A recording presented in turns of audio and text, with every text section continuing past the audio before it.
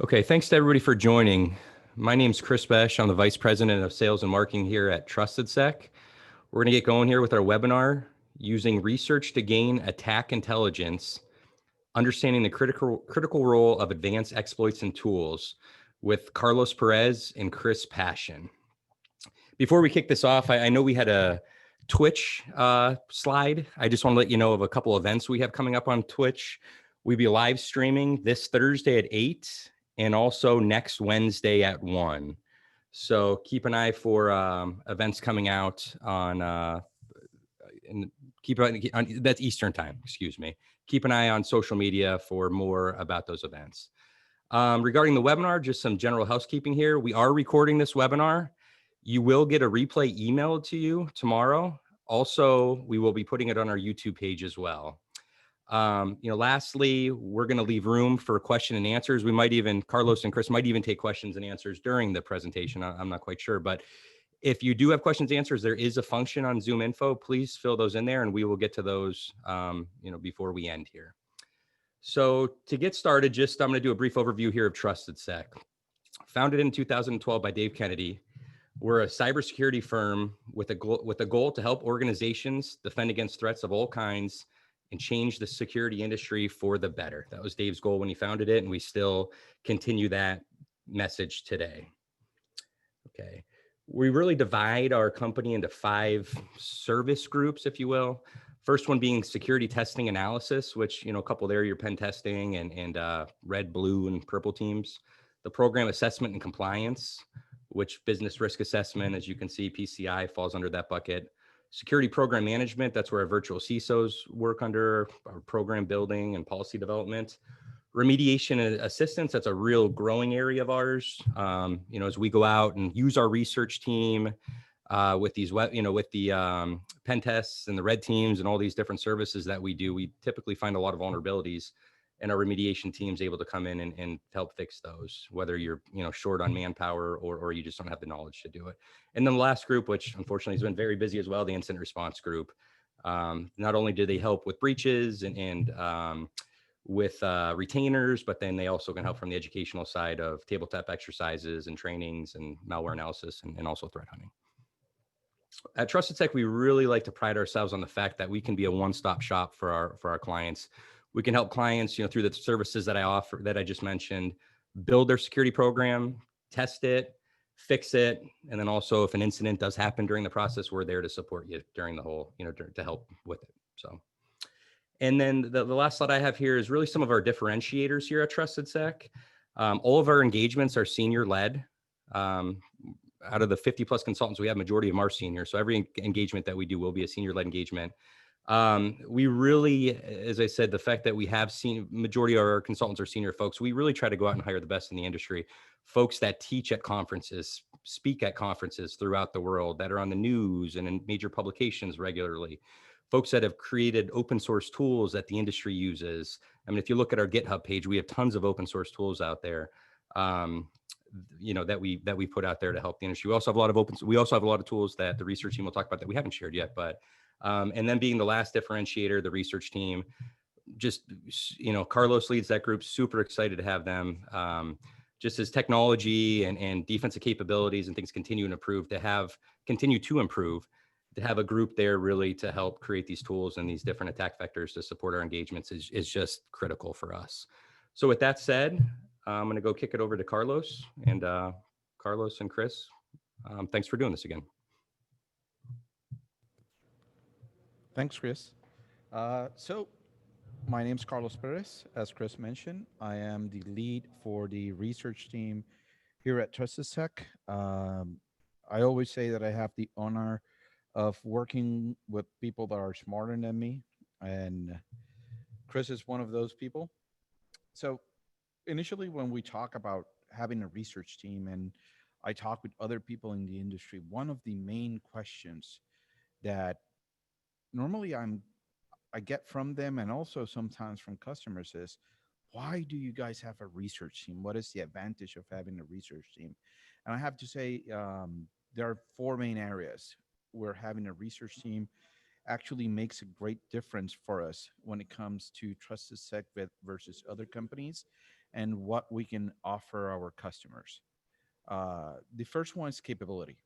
By having a dedicated research team that is able to research all kinds of new techniques and tools that come out there, we're able to kind of provide that tooling for our consultants in all of our different verticals. For example, uh, the tool that the insert response team uses every time they have to deal with a ransomware case, we wrote that tool for them. We assist with them in some of the remediation. We also help them with the analysis of logs, writing better tools so they can process those logs faster. So we're able to find root cause of a breach or a ransomware attack so we can get our customer as quickly as possible up and running. We also work with our remediation team in some of the script automations, writing PowerShell scripts for them. uh, and this is, and I mentioned this stuff because normally when we talk with others, they always think about offensive tooling, and I want to make sure that as a research team, we're also working with the other teams so we can offer our customers a more overarching kind of like reaching coverage of different tools that they need. In addition to that, it's time to market. We live in a market where right now you can put out there a technique, and in less than 24 hours, you have multiple actors using that technique. So as us having a research team, we're able to look at those techniques, research the techniques, be able to understand how they actually work, what are the pros and cons, what are the IOCs, so we can provide that information to our consultants. So when we're doing our engagements and we're working with our customers, we're able to provide that tooling as quickly as possible. For one of the best examples is the recent exploit that came out for domain controllers. The POC, the proof of concept, came out, and now a lot of people I actually started getting messages that they were breaking their entire environments because they grabbed the POC and they went like, "Oh, let me test this. Let me run it against all the domain controllers." And yeah, it worked. I got permission, but now the domain controllers are useless, and now I have to go through a recovery process. And a lot of people, and that was a mistake that many people made that thankfully we did not. We looked at it, we looked at the POC, we looked what it was changing, we tested it in a lab, we looked at the IOCs and we said, this is dangerous. Hey guys, don't use this. And we then started providing guidelines and processes to the different teams and recommendations like, hey, if you're going to use this and you have permission from your customer, do it in a lab, do it this way, run the steps in this order. And we're able to provide all of that stuff and provide useful information. So we were early in terms of time to market to be able to perform multiple tests because we look at this stuff and we're able to select what is actually useful or not. And then our day to day, as we say here where I live, our rice and beans is tooling. We write all of the different tool sets that our teams use. This is not only internal tools, as you guys will see, but also tools that other companies have written. We'll look at them. For example, let's say Impacket comes out with a new version. We'll look at it. We see that, hey, if this option could be different, this would be useful for our for one engagement. And sometimes we even have our own branches of public tools that we're able to maintain. And other times we even provide that tooling for free out in our GitHub to be able to grow and build a community. And having all of these tool sets actually makes us different from our competitors because it is a differentiator for us. For example, not many consulting companies out there give the time to their consultants to sit down and write tool sets that differ from everybody else. Like, for example, most pen testers out there are going to be using Metasploit. Almost all of them are going to be using Cobalt Strike. And many of them do not have the time to do customizations and extensions for them. In our case, we're able to provide those. And in addition to that, we even have our own frameworks internally that we use for red team engagements. So we are able to kind of give our customers the best in terms of attack emulation. In addition to that, community contributions. We believe in growing our community. We believe in being participants in the community as a whole out there in terms of InfoSec. And by having a dedicated professional team of researchers working on different tools, this means that we can provide quality contribution to those tools, that they're not one-offs of me as a consultant after I'm finished with an engagement, late night in a bar, in a hotel, I sit down, I write a quick script and put it out there. No, no. We do take very seriously, and we're proud of the quality of code that we put out there and the maintenance of that code, in addition to information.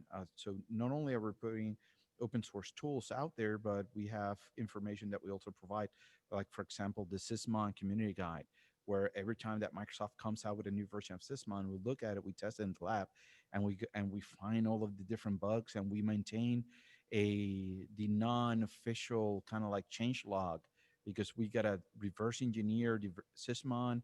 We got to look at all of the different forums, and we gather all of that data and we put it out there, so we're able to build a better community. Okay. So yeah, with that, I'm Christopher Paschen. I've been working with TrustedSec for coming up on a year and a half here, and I'm one of the developers on our research team. Today, I'm going to be talking to you about some of our public tooling that we put out there for the community as a whole to use, and how that can make consultants able to emulate more advanced adversaries on the assessments that they might be participating in. And then I'm going to roll into some of the things that we provide internally just to our own consultants, so that they can really raise the bar, and for our customers that have really mature detections in place, take the bar above just pure open source tooling to really show what a patient adversary or someone that's throwing a lot of money at trying to get your information can try and develop, and effectively exercise the mitigations that might be in place. So first, like I said, I'm going to talk about what we have out there publicly. A little bit of background information. A lot of you might have heard of this tool called Cobalt Strike. It's a commercially sold implant for a few $1,000s, a penetration testing company, or they try not to sell to malicious actors, but things sometimes leak, can get a copy of this utility and utilize it to try and get into customer networks.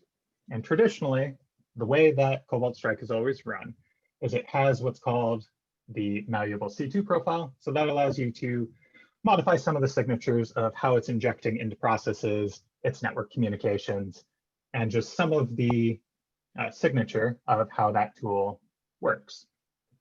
But as far as actual execution of processes on target, it uses what's called the fork and exec model, which is basically where to run a command or do some action, it's going to spin off some other process, either just run some commands through it or inject code into it, let it do its thing, and then read the results out of that.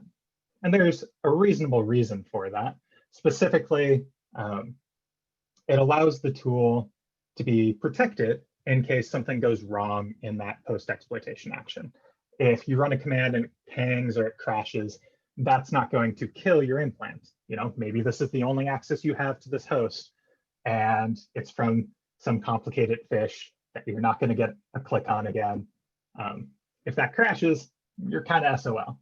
But at the same time, that's pretty well signaturable, right? If you have process auditing enabled through just simple group policy, we're not even talking about EDRs and stuff at this point. Those kind of actions of starting cmd.exe or starting whatever process it is, injecting code into it and running it, is something that can be looked for. So where Beacon object files comes in is the latest version of Cobalt Strike 4.1 introduced this feature. And what it allows you to do is compile native code down to an object file and run it within the address space of Cobalt Strike. So where a lot of the extensions to Cobalt Strike to date have been in things like C# or reflectively loadable DLLs that are fully linked. Now we can take just an object file, chuck that up into Cobalt Strike, and run something purely within its address space.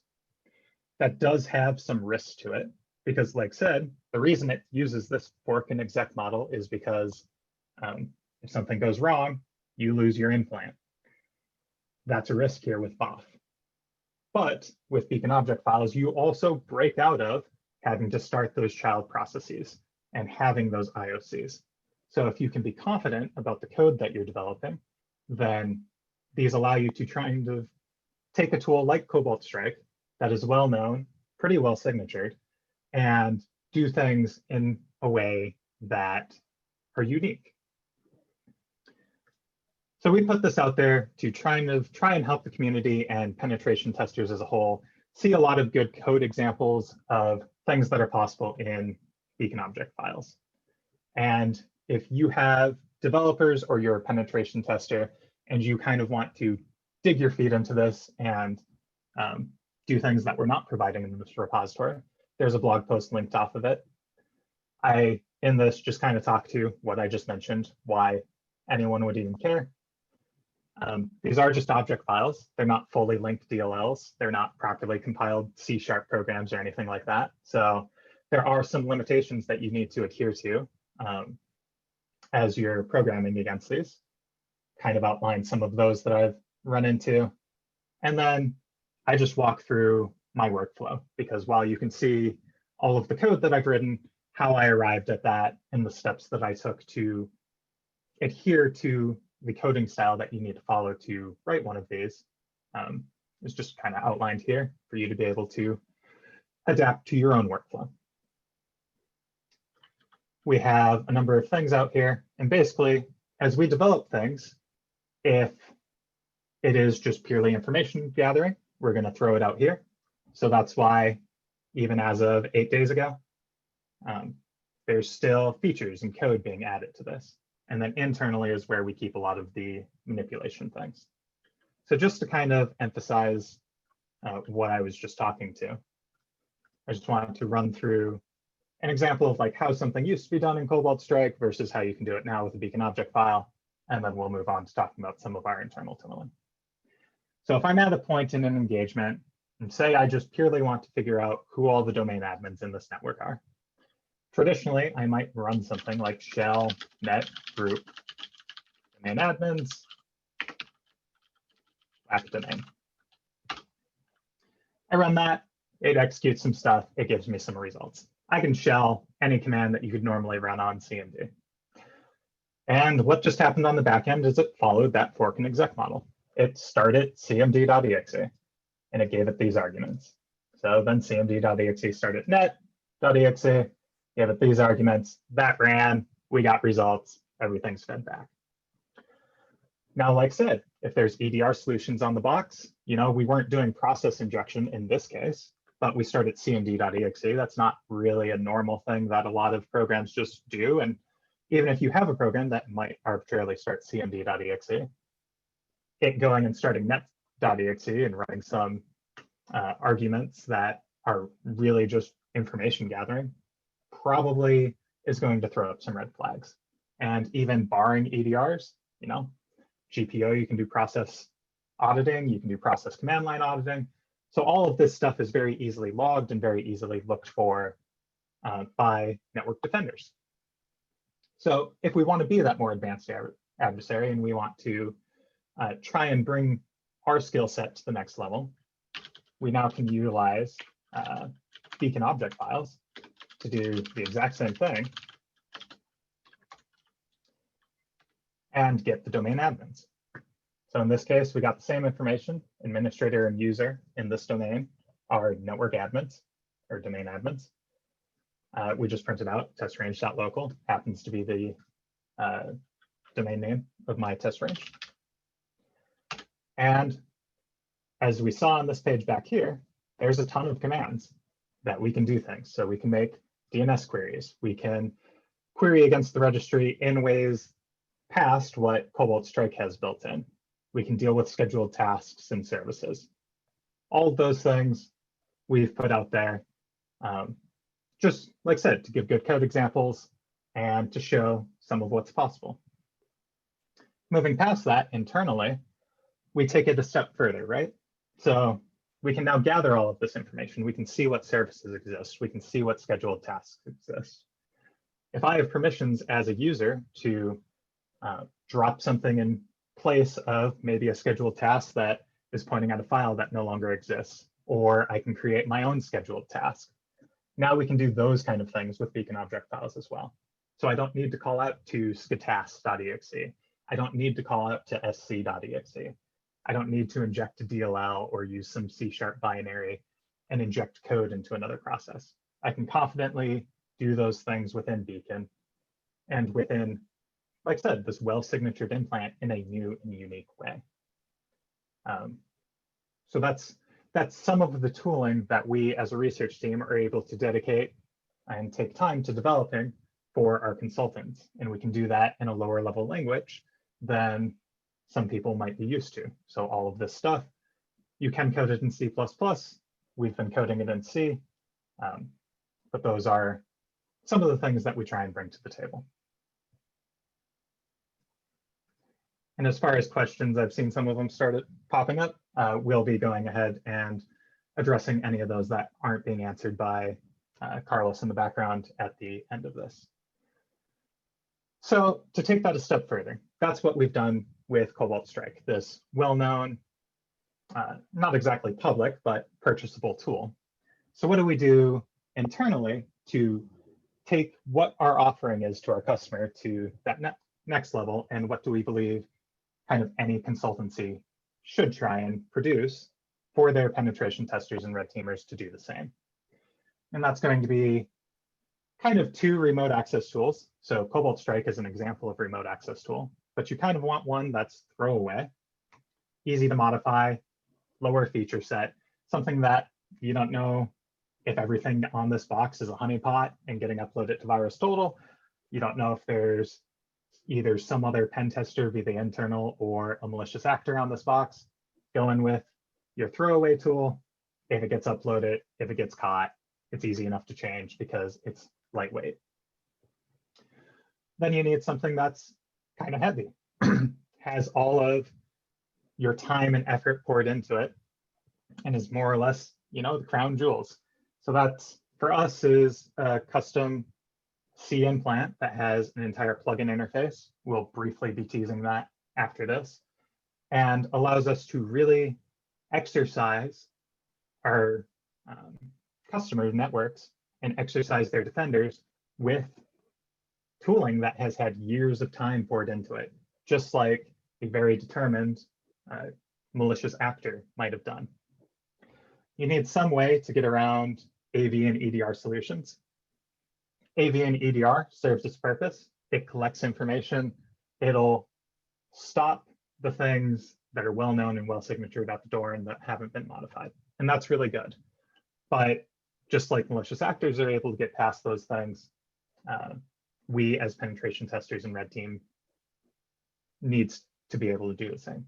And yes, things like the Veil framework exist.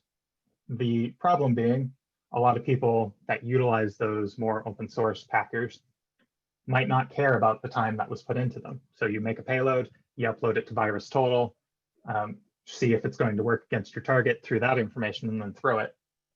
Where all of our internal people know the kind of time that has been poured into these tools, so they will also be very protective of the output of our cryptors and our packers and our tool chains.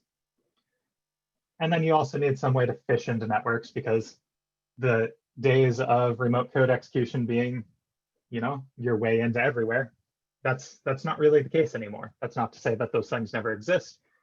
Custom written web applications, our consultants do occasionally find 0 days in, you know, well-known web applications, and we report those up. We'll use them on that engagement and kind of work with what needs to be done there.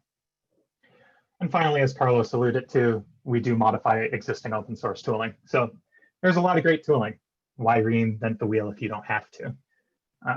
So in those cases, maybe we can also pull the well-known VR signatures that are also in some public open source repository and see, oh, it's looking for the fact that, you know, this piece of in package is always writing to this file path with this naming convention. Those are things that we can see, we can pretty easily tweak, and we can move on and continue to provide our customers with a more advanced experience. So now, unfortunately, just through some screenshots, going kind of tease some of that tooling that we have internally. So this is the interface to our complete C standalone agent. It's cross-platform, so we're able to provide services to customers that use more than just Windows AD environments. That's what a lot of public tooling is based around because, you know, Windows Active Directory, it's really nice to move laterally with. It's what most companies are going to have deployed, but servers typically run Linux. A lot of valuable information is held inside of Unix systems. So this will go on Windows, Mac, or OS X. It gives you your basic file system access, shell access, a SOX proxy if you need it. And this is our more lightweight custom tool that allows us to more quickly modify it if something gets burned. And then we also have that full cross-platform C agent. Same deal, cross-platform, works on your major operating systems. The difference with this one being it has that full plugin system. So in addition, on the back end, you get up to your target, you want to do something. We've spent years developing plugins that we can push down as code packages. And this gives you a little bit more capabilities than something like beacon object files, because we have control over the entire tool set. We can do things like spin up a long running thread. And we also don't have to have all of that code in the implant as it's on disk. So in this case, SOX proxy again. You want a SOX proxy, throw up the binary package for it, the plugin, run it, use it. You're done with it, stop it, tear it back out of the memory space. Those are some of the things that we're able to provide to our consultants and that our consultants are able to then use against our customers to exercise the network defenders of any given company. So at that point, that's basically what I had for you. We'll go ahead and start moving into any Q&A now and see what's there. All right. Thanks, Carlos and Chris. And thanks for the questions. We do have some questions here already. So if you have more, again, please, I see people are using the chat feature, which is okay. There's also the Q&A section too that you can use as well. So the first question is, I'm going to let you ask that because you took the notes for me. How often is GitHub updated? So our GitHub, this will be updated basically whenever we expand our own internal tooling where it's related to situational awareness commands. There's also some individuals that have found this repository to be useful and are trying to expand it themselves. So in those cases, I'll personally be looking at the code, saying where I would like to see changes or where it might need some modifications before we accept it on into our repository. And then those things will also get included in here. Okay, thanks, Chris. And I see, Carlos, you had mentioned, you had put in there for advanced attack emulation where we can inject. Can you expand on that a little bit more? And then I see there's a question. I know you're looking at the chat as well as you're answering. Maybe answer that too, please. Yeah, so some of the questions are revolving around Cobalt Strike. Why do we use Cobalt Strike? And do we think that Cobalt Strike is kind of not something that many people are now defaulting to because it's very well known? Well, one of the advantages that we do like about Cobalt Strike is all of the different capabilities that RAF has added into it for us to customize it by the profiles.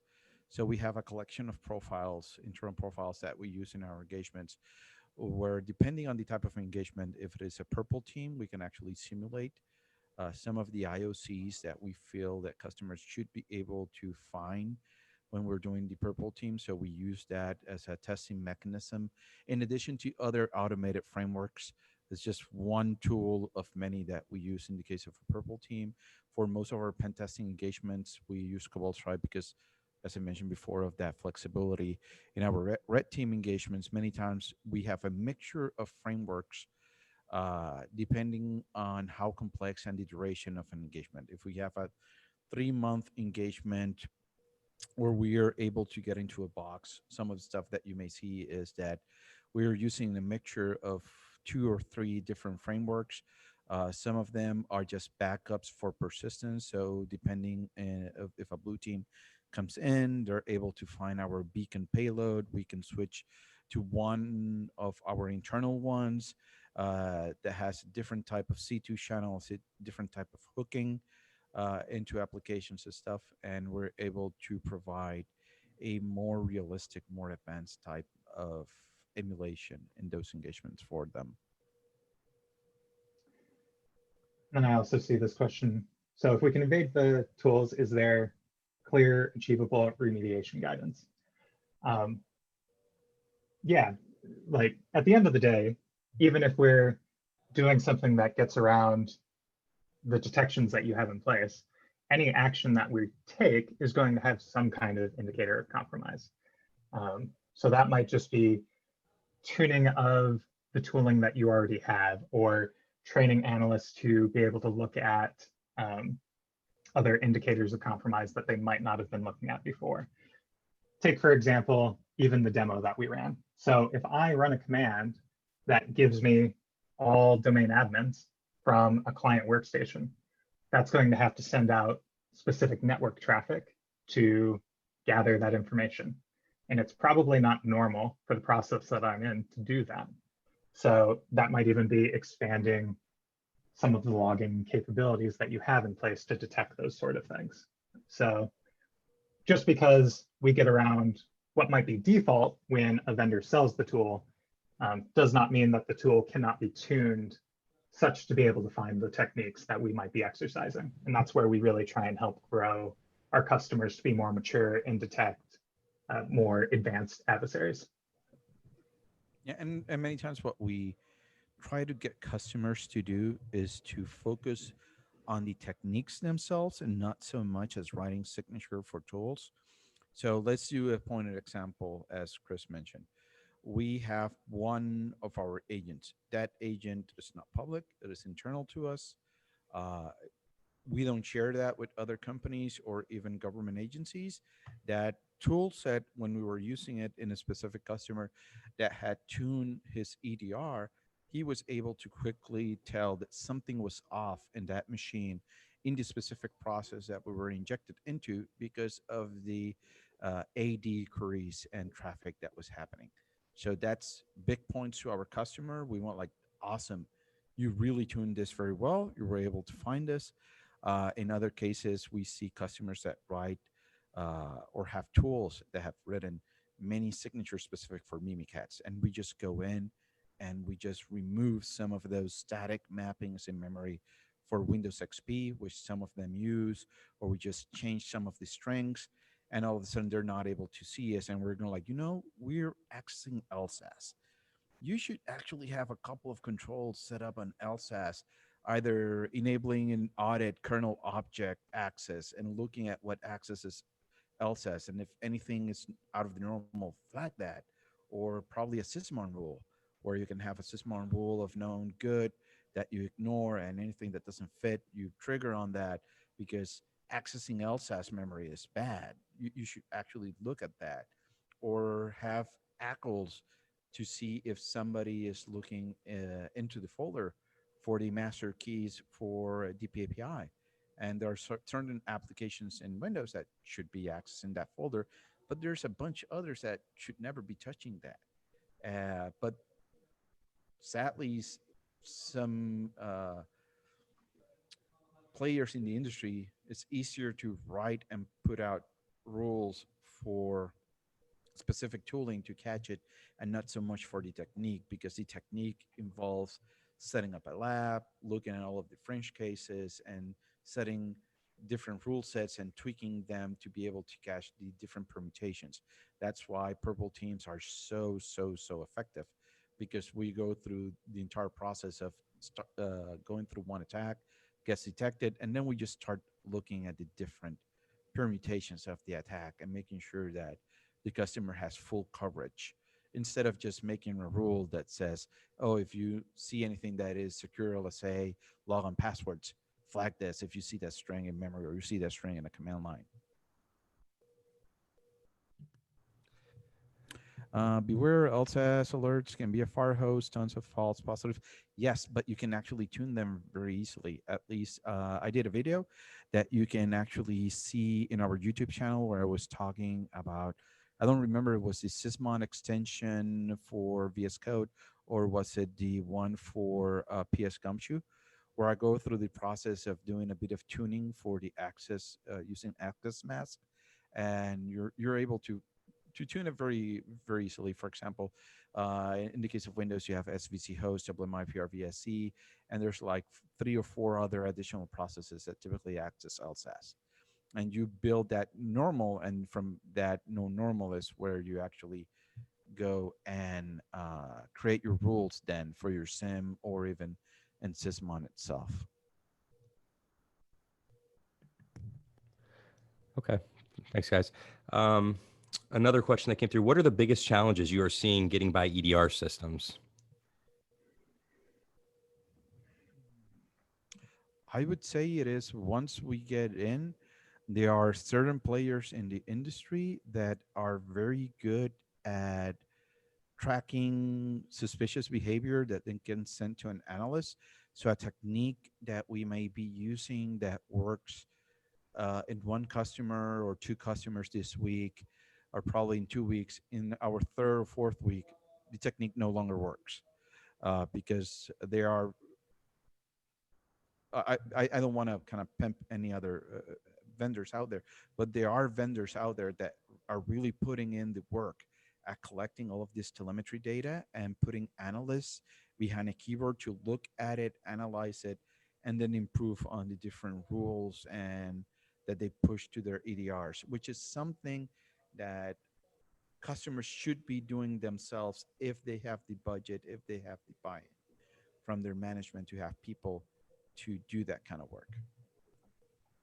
Yeah, and like to kind of expand on that, especially on like kind of a black box red team, if you don't know what you're going up against, and a company has, you know, good process whitelisting, good control over macros reading, things of that nature, then it can be difficult to, you know, even with a nice fish setup, have payloads in place that are going to effectively run on those targets. So, you know, following some of those good baseline security practices can really push your network forward pretty well in terms of what can and cannot be done against your network in, you know, a more easy fashion. Yeah, in fact, we've had cases where the customer simply following best practices from Microsoft in setting good GPOs with ACLs, with auditing settings, with application guard, which is free, that comes with Windows. They're able to block a bunch of our advanced tools because they're just simply following the best practices to block the largest amount set of techniques. One of the things that you have to remember is that when you're a defender, you control the battle space, you control the playground that we're doing our exercise in. And by controlling that playground, you control 2 key elements for any attacker. You control their tool set and you control the tempo. By having all of those configurations, so all of those detections that Microsoft recommend or Red Hat recommends or any other vendor recommends, one of the things that you're doing is by implementing all of those, as we're doing our situational awareness and we're identifying controls that may put our operation at risk. One of the things that we're seeing is, oh, this tool we can no longer use. This other tool gets discarded. This other tool, nah, too noisy. Oh, this other tool, now I need to modify it to be able to work with this specific hardened configuration. So you're controlling our tool set and what we invest in that tool set. And then you control our tempo, because by making us choose different tools and us seeing that you're collecting all of those logs and collecting all of that stuff, now we have to operate at a slower tempo inside of your environment. So that thing that when people say, "Oh no, you only be an attacker is so easy. We only need one single thing to work. They need to monitor all hundreds of things." That's just pure fallacy, because as attackers we have to look at so many variables, especially when our target really knows their stuff. Their security maturity level is very high. It becomes like playing chess with a grandmaster. You got to move very slowly. Our beacons are moving in hours, not minutes. We gotta plan out very well with the different controls, set up the lab so we can determine what is going to be the best persistence method that we're going to use. And then we gotta find a way of implementing that persistence. And if it fails, that we don't lose that initial access. It makes us plan stuff a lot better. And when you look at all of this stuff that we go back to the customer, we tell them, you know what, you made our lives very hard here. That is awesome. You guys rock. Almost all of that stuff is best practices that the vendor are already providing them as a customer. Of this is how you should configure this stuff. This is what you should be looking at, or this is a baseline. Those baselines many times really do make a big difference and impact uh, on us as we're trying to emulate attacks. So we got another question on basically who drives the development of the tools. Is it the research team or is it the pen testers? And honestly, it goes a little bit both ways. So as the research team, if we run across something that is like, hey, this is going to take a little bit of time, but I really think it's going to make our pen testers' jobs easier, then that's something that we'll internally, as the research team, kind of vet through, see, what kind of timeline it might take, produce, put up some training internally, and push out to our pen testers. Likewise, when our consultants are on engagements, I will sometimes be invited, or other members of the research team, to sit beside them, get on their same infrastructure and team servers, and help with what's going on. And through that process, both witnessing what they're doing, I can be like, oh, okay, so this is your workflow. I think I know some ways to optimize that. Or they might even just straight come to us and say, like, I know this is what I want. Then we can also develop those things. Or as I'm trying to assist with the engagement, I realize that there are deficiencies in our tooling and workflow that we can create to help bridge those gaps. So it's really a lot of just trying to work hand in hand with them and have good open lines of communication so that we can move forward on those items and get them the tooling that they need. All right, great. Thanks. Another question. Many machine learning and artificial intelligence vendors have talked about huge advancements in the industry, in the industry. Have you seen much of that or not over the last couple of years? I have seen them talking about it. Okay. If the question is, has it been felt? If you are purely utilizing the tool based on those claims, no. I will say a lot of those tools also have where you can then take and tune what exactly it's looking for. So for people that both buy the tool and then put the manpower behind learning the tool, tuning the tool for their environment, that's where we as red teamers and penetration testers really start to feel the effects of those more advanced solutions.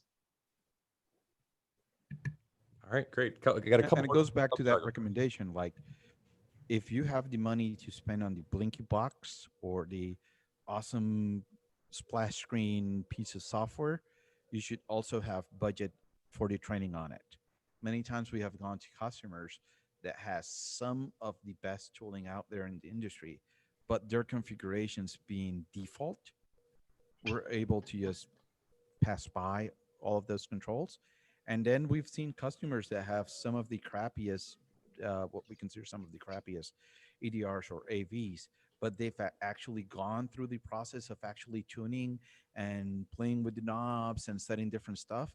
And they've made our lives live in hell with that tool just because of the knowledge that the operator that is working on those tools has and the time that they spent improperly configuring those. All right. Another question. We had a couple more questions here. If anybody else has more, please send them in. Regarding MFA, last year Microsoft stated 99.9% of account hacks are blocked by MFA. Is that still true? And is that an example? Is that an example of something your team would work on? I think that's an example of something that we will work on, that it blocks all attacks. It blocks a specific family of attacks, which is password guessing, like password spraying. Um, so typically what we would move into is more on the phishing side. Once we're able to get into an account, for example, if you have a Windows environment connected to Azure, we're going to go after your refresh tokens. Your refresh tokens have a long life. We can use those to impersonate you as you're connecting back into Azure. We're going after those API keys once we get into a box. We're going after your DP API master keys and then requesting those to be decrypted by your domain controller under your context. So we no longer need your clear text password to be able to get that master key for DP API. We just switched how we perform our attack to other areas that are going to be what we would say are constants that are needed in those platforms. Because you may have MFA for the account, for, let's say Office 365, but your Outlook client still has a unique password token that does not depend on that MFA, you entering that MFA every time you open Outlook. So we go after that specific token. Yes, it has a limited time window of operation, but it is still a time window where we can look into stuff and abuse that limited access that we have for the time that we have. And just take that one step further, like we have some folks that are scary good at social engineering. So if it is a more targeted attack, so yeah, like password spray against the whole company, multi-factor, it really is a great tool and it really is effective for what it can do. But if you're going after someone targeted and you can have someone call them on the phone and be like, hey, I need to do whatever.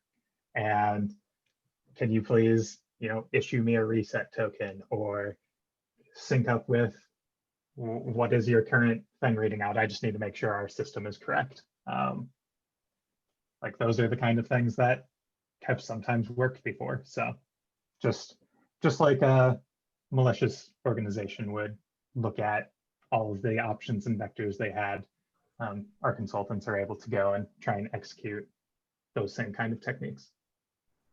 Yes, those social engineer engagements where they've gone and social engineer somebody to run multiple payloads for us, to ignore all kinds of messages, and all because of the backstory that they have actually been able to create and rapport with the target. Sometimes when I'm going through the debrief with them, I'm like, damn, I would have fallen for that flatly.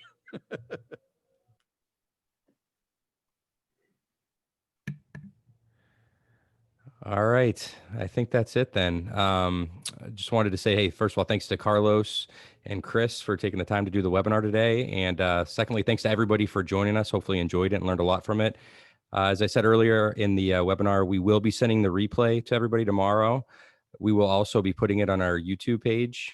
And keep an eye out. Like I said, we'll be live streaming on Twitch this Thursday and also this upcoming Wednesday.